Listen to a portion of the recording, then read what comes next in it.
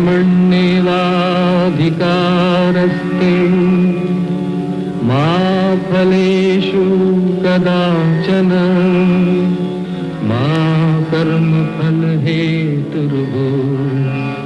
मा ते संगोऽस्तविकर्मणि।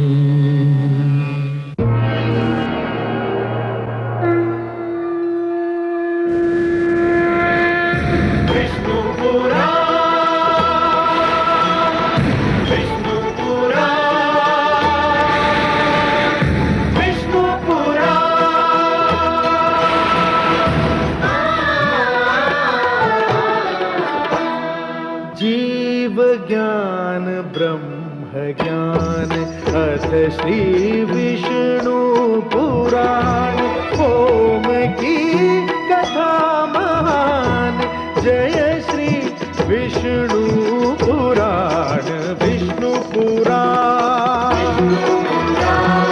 विष्णु पुराण विष्णु पुराण प्रगटे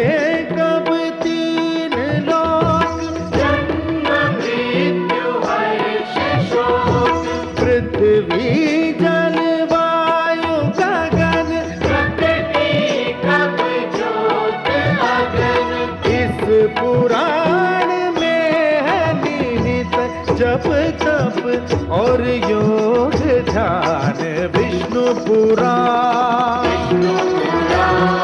विष्णु पुराण विष्णु पुराण। मैं माँ हूँ, धरती माँ, जिसका मन ईश्वर में रम जाए, फिर संसार की कोई शक्ति उसे अपने विचार बदलने पर विवश नहीं कर सकती। यही आस्था तो किसी को पर्वत से टकरा जाने की प्रेरणा देती है। जिसने स्वयं को ईश्वर के हाथों में सौंप दिया, उसे किसी का क्या भय हो सकता है। जिसने ईश्वर की प्रभुसत्ता मान ली, वो तो स्वाधीन हो जाता है, मुक्त हो जाता है। हिरण्यकशिपु ने यह देखकर कि उसका पुत्र उसे ईश्वर नहीं मानता, उसे इस आशा पर दोबारा गुरुकुल भेजा कि शायद अब प्रहलाद अपने विचार बदल दे। परंतु मैं जानती हूं कि यह नहीं हो सकता। हां, अवश्य ही मुझे यह विचार व्याकुल कर रहा है कि यदि इस बार भी प्रहलाद ने अपने उन्हीं विचारों को व्यक्त किया जिसका आधार उसका श्री विष्णु पर विश्वास है, तो हिरण्यकशिपु क्या करेगा?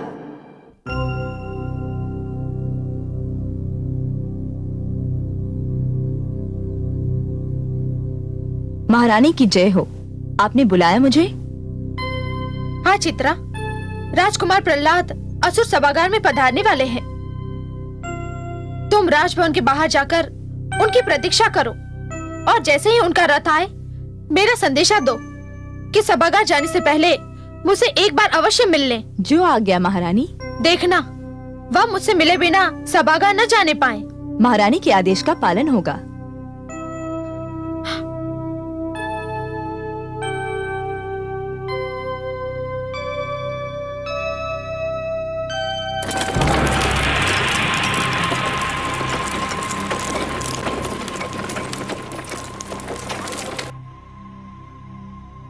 आइए।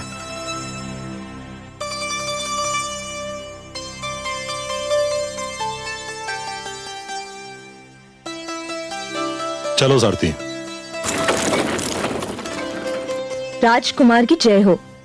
क्या बात है? राजमाता चाहती हैं कि भगवान के सभागार में जाने से पहले आप उनसे अवश्य मिल लें। गुरुजन, आप अतिथिशाला में विश्राम कीजिए, मैं माता जी से मिल के आता हूँ।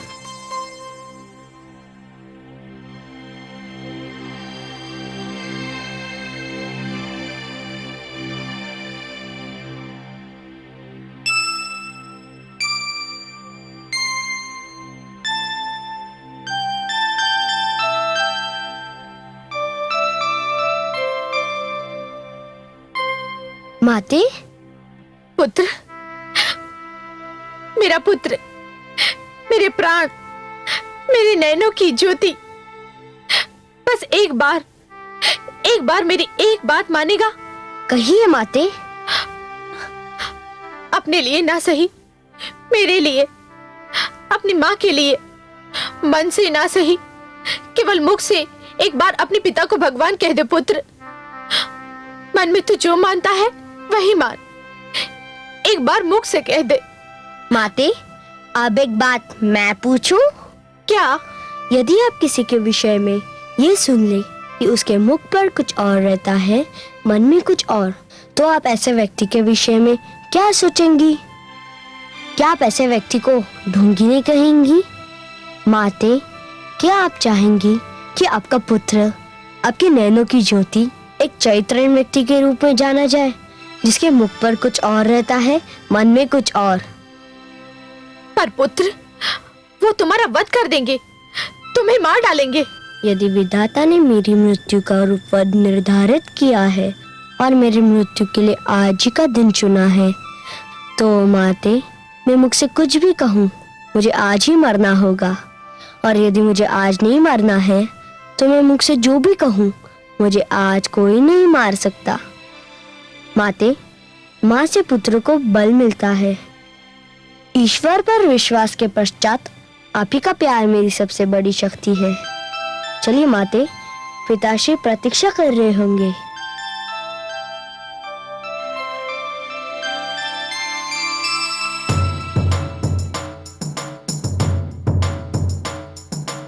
सर्वशक्तिमान भगवान हिरण्यकश्यप की जय हो। महारानी कायाधु और राजकुमार प्रहलाद उपस्थित हो रहे हैं।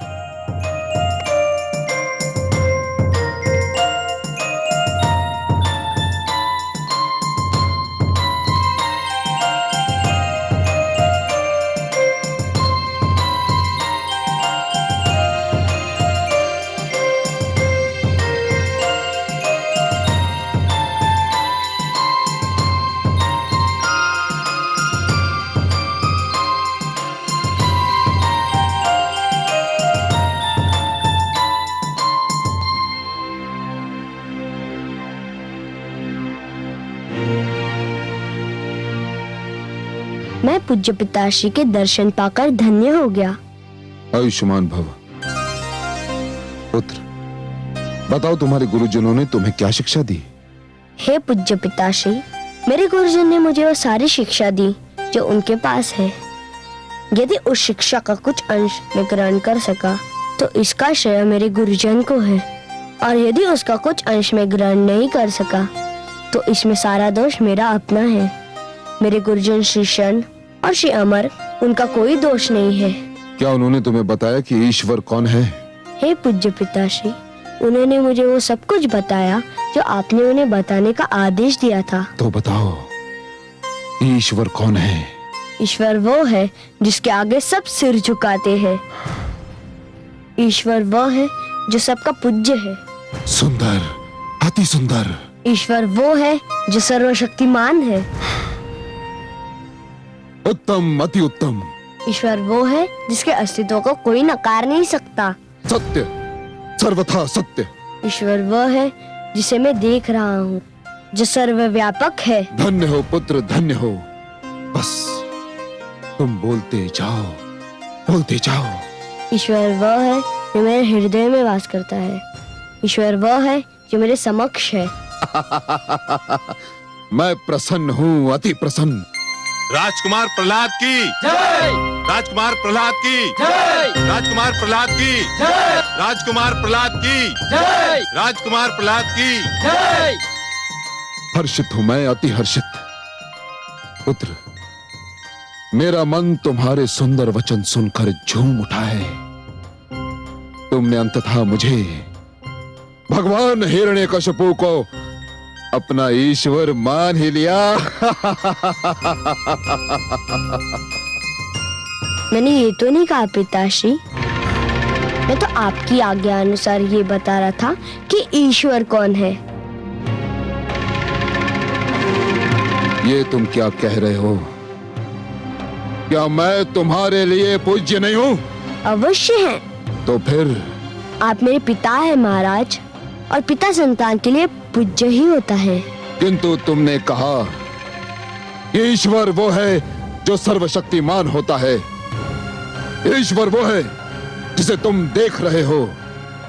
ईश्वर वो है जो तुम्हारे समक्ष है। तो फिर मैं ही सर्वशक्तिमान हूं। मुझे ही तुम देख रहे हो और मैं ही तुम्हारे समक्ष हूं। ये सत्य है पिताश्री कि मैं आपको देख रहा हूँ, आप मेरे समक्ष है, परंतु मेरा मन किसी और की लीला देख रहा है। मेरे मन के आंखों के समक्ष कोई और है। किसे देख रहे हो तुम? कौन है तुम्हारे मन की आंखों के समक्ष? बोलो। जो मेरे मन में वास करता है, जो मेरा ईश्वर है। कौन है तुम्हारा ईश्वर? जो सबका ईश्वर है, जो अजन्मा है, अनादि है, अनंत है। मूढ़, धूर्त, उसका नाम तो बता। सहस्त्र नाम है उसके। जनार्दन, जगदीश्वर, परमेश्वर, सर्वेश्वर, वासुदेव। पर जो नाम मुझे सबसे सुंदर लगता है वो है विष्णु, भगवान विष्णु।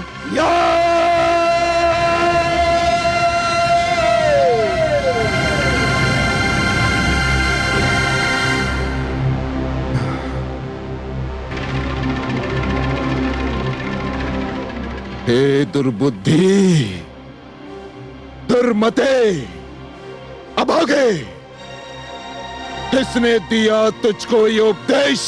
किसने दिया? पिताश्री, हृदय में बसे हुए भगवान विष्णु तो जगत के उपदेशक है, परमात्मा है। उनके सिवा कौन किसी को कुछ सिखा सकता है? तो तू अपने विष्णु के सिवा किसी और को ईश्वर मानने को तैयार नहीं? हाँ नहीं पिताश्री, जिसने श्री विष्णु को ईश्वर मान लिया हो वह किसी और को ईश्वर कैसे मान सकता है? सामंतो, देखते क्या हो, बंद कर दो इस धूर्त का। नहीं महाराज, दया कीजिए इस पर, दया कीजिए। जो विष्णु को भगवान मानता हो वो किसी भी दया के योग्य नहीं है। ठीक कहा स्वर भानु ने। सामंतो, मेरे इस मूढ़ पुत्र पर खड़क के ऐसे प्रहार करो किसके शरीर के टुकड़े टुकड़े हो जाए। प्रहार करो इस पर। नहीं महाराज, आपका पुत्र है प्रहलाद, अपने पुत्र को क्षमा कर दीजिए। ये मेरा पुत्र है? नहीं, ये तो विष्णु का दूत है, मेरा बैरी है, राजद्रोही है। सामंतो, बंद कर दो इसका।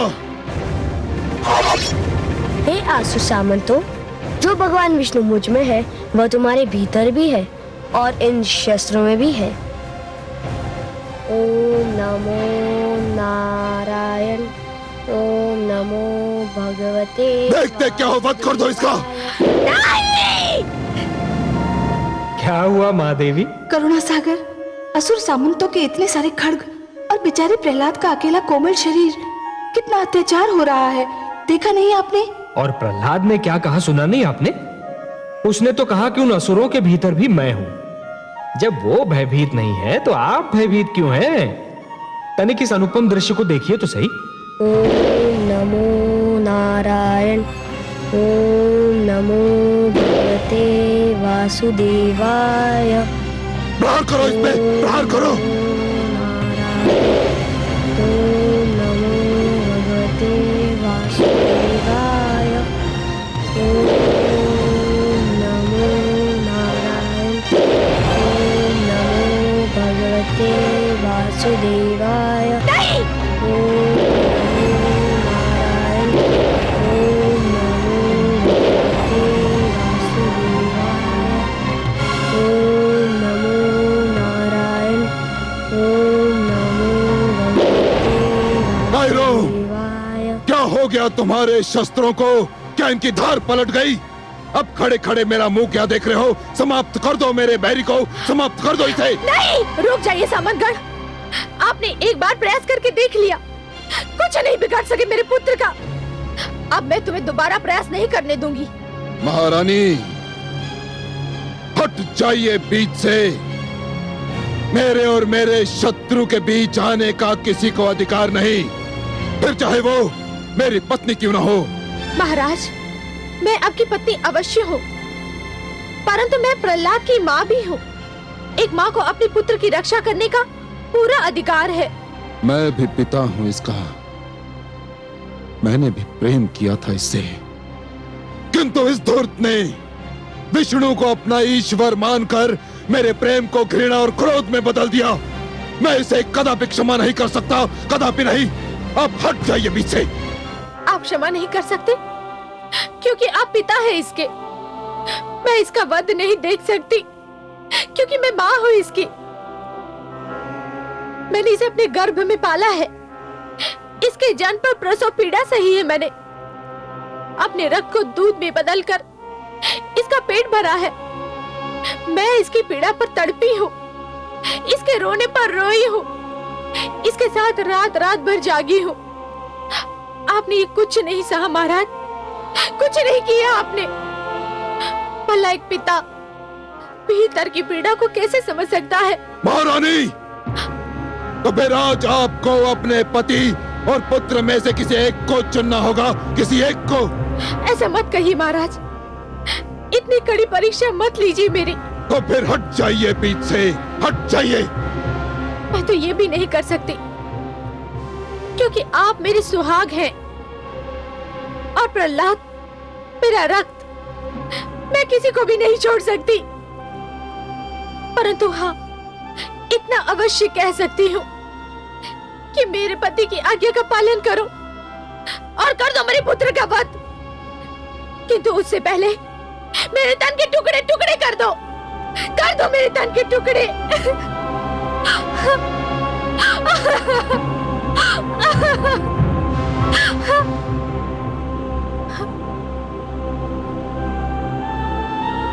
आप रुक क्यों गए? कर दीजिए मेरे पुत्र का वध। अपने भगवान की आज्ञा का पालन करिए।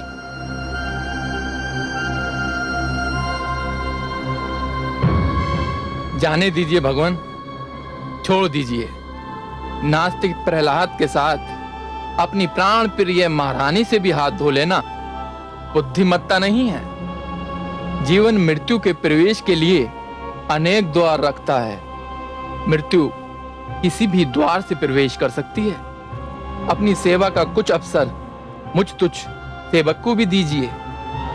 इस समय प्रहलाद को छोड़ ही दीजिए। पर ये दुर्मति मेरे राज्य में नहीं रह सकता। कैसे रह सकता है? विष्णु के दूत और भगवान हिरण्यकशिपु के पुजारी एक ही चार दीवारी में कदापि नहीं रह सकते।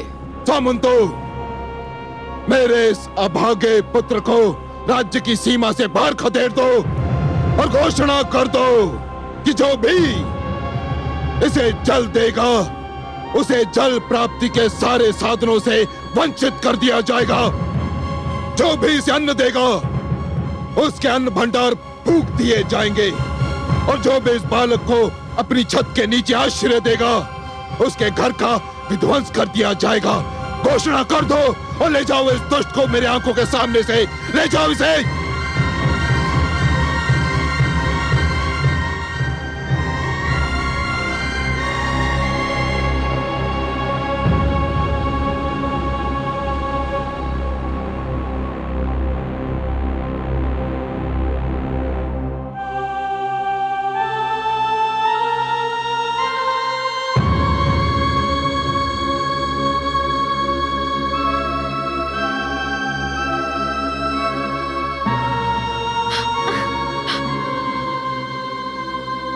पुत्र, मेरा पुत्र। माते, तुमने मातृत्व का धर्म निभाया। संसार ऐसी माताओं को सदा याद रखेगा। मुझे तुम पर गर्व है, तुमसे प्यार है, परंतु मेरी चिंता मत करो। मेरे साथ वही होगा जो विधाता ने मेरे भाग्य में लिख दिया है। मैं अपने पिता के आदेश का पालन कर रहा हूँ, तुमसे दूर जा रहा हूँ। हो सकता है ये सब भी मेरे श्री विष्णु भगवान की इच्छा से हो रहा हो।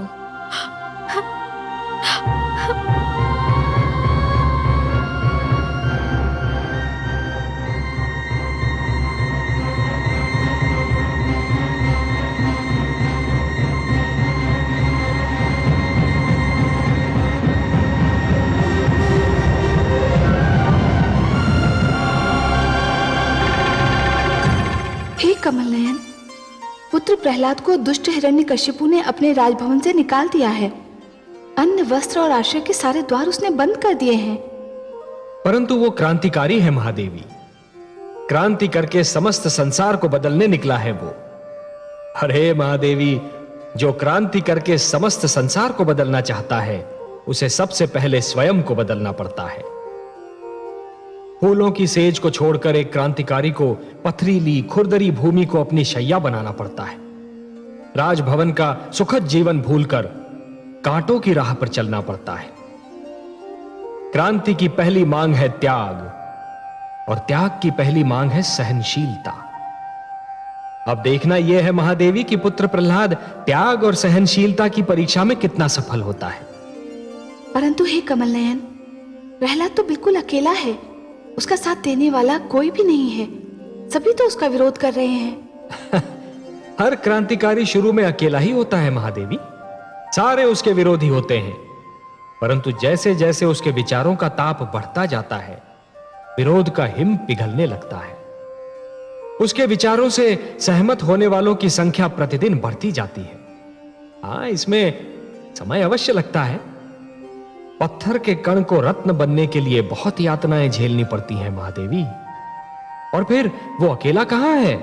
उसका विश्वास उसके साथ है, और जहां विश्वास है वहां मैं हूं। जानती हूं मैं, परंतु हिरण्यकशिपु को ये नहीं करना चाहिए। कैसा कठोर है वो। पिता होते हुए भी अपने ही पुत्र पर इतना घोर अत्याचार। कैसा पिता है ये दुष्ट। हिरण्यकशिपु क्या जाने महादेवी कि स्वयं अपने पुत्र प्रहलाद को अत्याचार का लक्ष्य बनाकर वो अपने ही लिए महाविद्रोह का निमंत्रण दे रहा है। उसका हर बढ़ता हुआ पग उसे उसके पतन के निकट ले जा रहा है।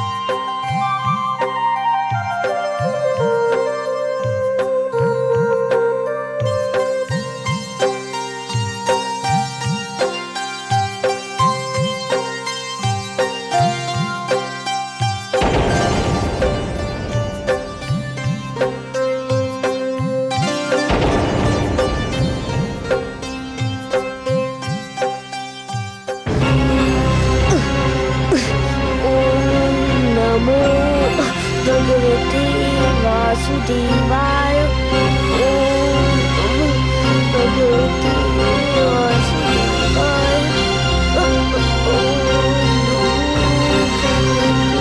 वासुदेवाय ओम भगवते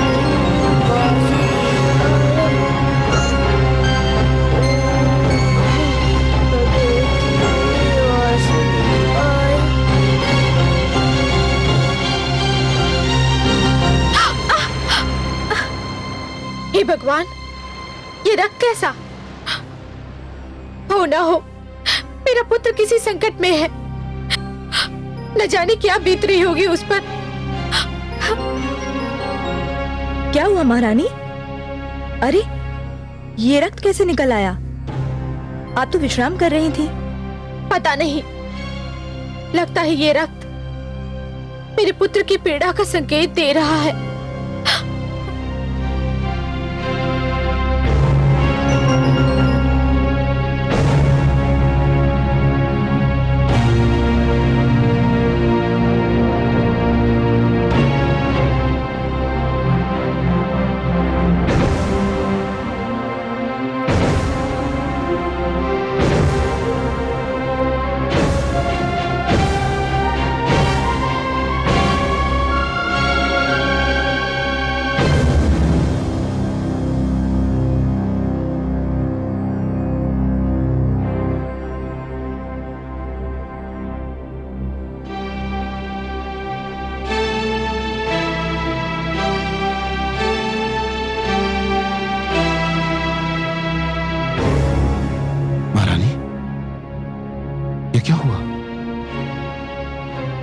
कैसा? आपको चोट कैसी लगी महारानी, बताइए। चोट मुझे नहीं लगी है स्वामी, लगता है हमारे पुत्र को चोट लगी है कहीं। पुत्र को चोट लगती है तो माता को पीड़ा होती है। नाम मत लीजिए उसका मेरे सामने, नाम मत लीजिए उसका मेरे सामने। वो मेरा पुत्र नहीं, वो मेरा बैरी है। मैं तो आपके पांव से बहते हुए रक्त को देखकर चिंतित हूं। मेरा रक्त आपको इतना चिंतित कर रहा है, पर पुत्र के शरीर से जो रक्त बह रहा होगा वह भी तो आपका रक्त है, आपका अपना रक्त। उसकी कोई चिंता नहीं है आपको? उसे क्षमा कर दीजिए स्वामी। नहीं महारानी, सब कुछ हो सकता है किंतु ये नहीं हो सकता। मैं अपने भाई के हत्यारे विष्णु और उसके भक्तों को कदापि क्षमा नहीं कर सकता, कदापि नहीं महारानी। हाँ,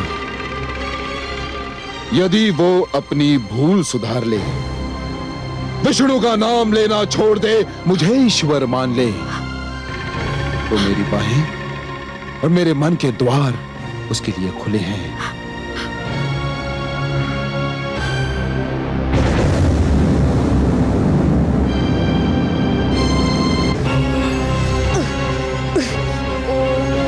नमो भगवते वासुदेवाय। ओम नमो भगवते वासुदेवाय। ओम नमो भगवते वासुदेवाय। ओम नमो भगवते वासुदेवाय।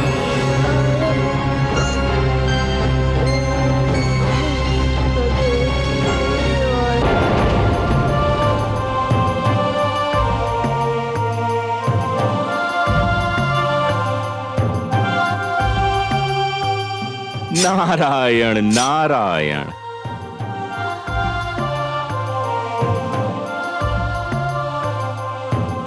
प्रणाम देवर्षि। आयुष्मान भव। पुत्र, कांटों पर क्यों चल रहे थे? तुम अपना मार्ग बदल भी तो सकते थे। गुरु अपने ही पढ़ाए पाठ को भूल जाने को कह रहा है। हे देवर्षि, आप ही ने तो कहा था कि विश्वास का मार्ग कभी ना छोड़ना, वासुदेव को कभी ना भूलना। परंतु पुत्र, इन कांटों ने तो तुम्हारे पांव को लहलुहान कर दिया है, तुम्हें पीड़ा हो रही होगी। शरीर नश्वर है देवर्षि, कांटा चुभेगा तो पांव से लहू अवश्य निकलेगा। शरीर को पीड़ा भी होगी, पर केवल शरीर को, आत्मा को नहीं। मेरी आत्मा को तो श्री विष्णु के महामंत्र ने अपनी सुरक्षा में ले लिया है। शरीर पीड़ा झेल रहा है, परंतु आत्मा आनंद विभोर हो रही है। पर अब तो मुझे कांटों के कारण जो पीड़ा हो रही थी उसमें भी आनंद मिल रहा है।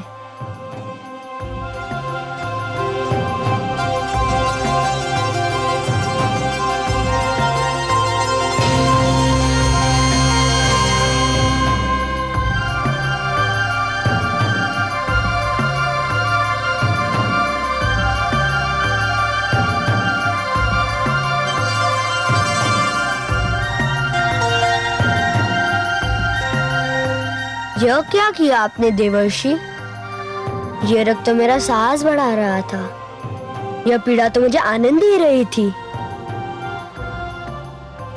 धन्य हो पुत्र, आज ज्ञात हुआ कि सत्य के मार्ग की यात्रा में कुछ ऐसे क्षण भी आते हैं जब पथिक आगे निकल जाता है और मार्गदर्शक पीछे छूट जाता है। तुमने तो मुझ जैसे मार्गदर्शक को भी पीछे छोड़ दिया। मुझे केवल अकेलापन सता रहा था, आप आए तो मेरा अकेलापन दूर हो गया। मैं तो केवल एक हूं पुत्र, तुम्हारा अकेलापन दूर करने के लिए तो पूरा एक दल तैयार हो चुका है। नारायण नारायण।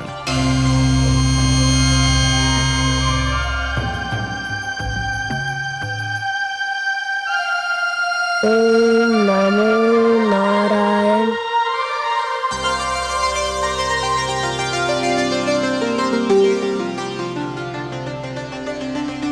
शिष्यों, ठहरो।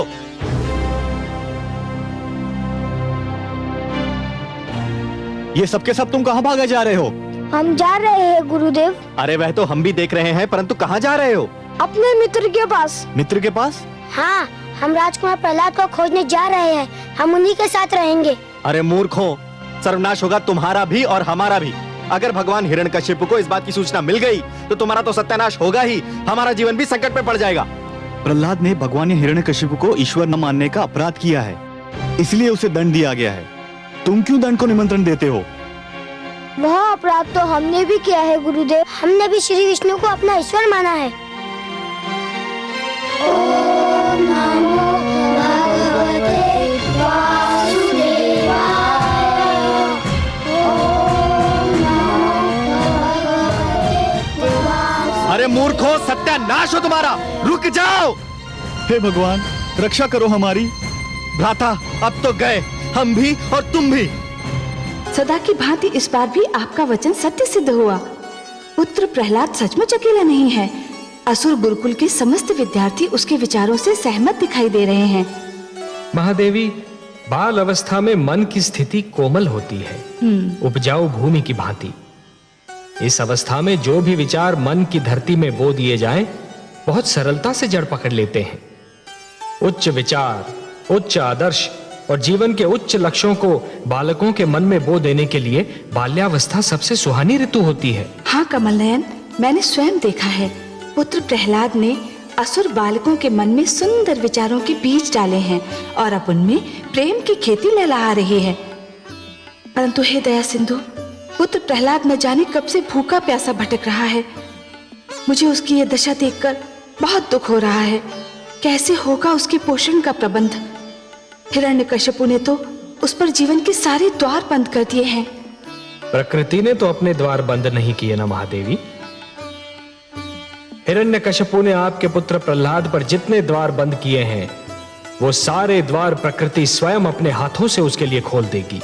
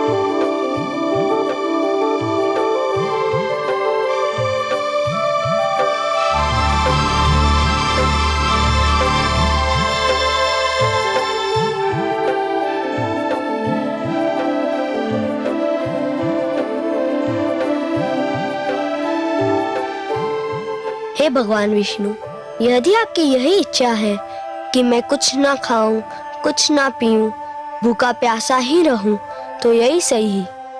मैं आपकी इच्छा के आगे सिर झुकाता हूँ। मैं भूखा प्यासा रहकर भी आपका नाम जपता रहूंगा, आपके नाम का मंत्र पढ़ता रहूंगा। ओम नमो भगवते वासुदेवाय।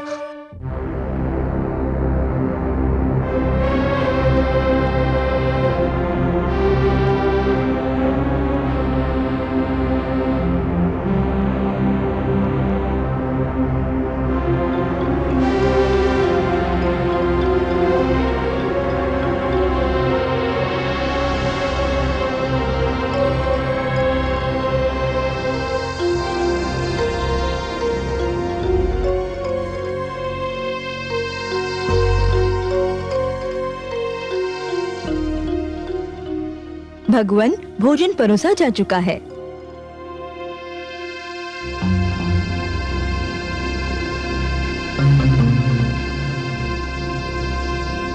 आइए महारानी। नहीं महाराज, आप भोजन कर लीजिए, मुझे इच्छा नहीं है। क्यों? जब ये ध्यान आता है कि मेरा लाल भूखा प्यासा कहीं भटक रहा होगा, अन्न के एक एक दाने और जल की एक एक बूंद को तरस रहा होगा, तो ये स्वादिष्ट व्यंजन, ये भोजन मुझे विष दिखाई देता है। सोने चांदी के ये बर्तन मुझे हलाहल के प्याले लगने लगते हैं। यदि आज वो भूखा है, प्यासा है, भटक रहा है, तो उसका उत्तरदायी वो स्वयं है। उसने अपने हाथों से अपने जीवन को नर्क बना लिया है, और यदि वो अपने हठ पर अड़ा रहा तो वो इस नर्क से निकल भी नहीं पाएगा महारानी, कभी नहीं। क्यों इतनी निर्दयता पे उतर आए हैं आप? नहीं महारानी, मैं निर्दयी नहीं हूं, नहीं हूं मैं निर्दयी। यदि आज वो अपनी हार मान ले और मुझे ईश्वर मानकर मेरे चरणों में अपना शीश नवा दे, तो मैं अपने हाथों से उसके पांव तले फूल बिछा दूं, अपने हाथों से उसे सोने का कौर खिलाऊं, अपने हाथों से थपक थपक कर अपनी गोद में सुलाऊं। हाँ महारानी, यह भगवान हिरण्यकशिपु का वचन है। चलिए भोजन ग्रहण कीजिए।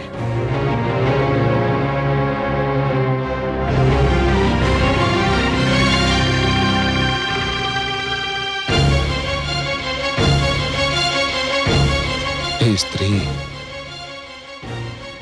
मैं भगवान होकर तुझे समझ नहीं पाया, तुझे कोई समझ नहीं सकता। अहंकार की आग में भस्म हो गया प्यार, पिता पुत्र के बीच में खड़ी हुई दीवार, छोड़ दिया पीछे महल, पकड़ी दुख की राह, प्रभु में जिसकी आस था उसको क्या परवाह, उसको क्या परवाह। जो सुनेगा ये पुराण पाएगा सुख और ज्ञान, पाएगा सुख और ज्ञान। कर्म को ही धर्म जान, प्रेम की तू छेड़तान, प्रेम की तू छेड़तान।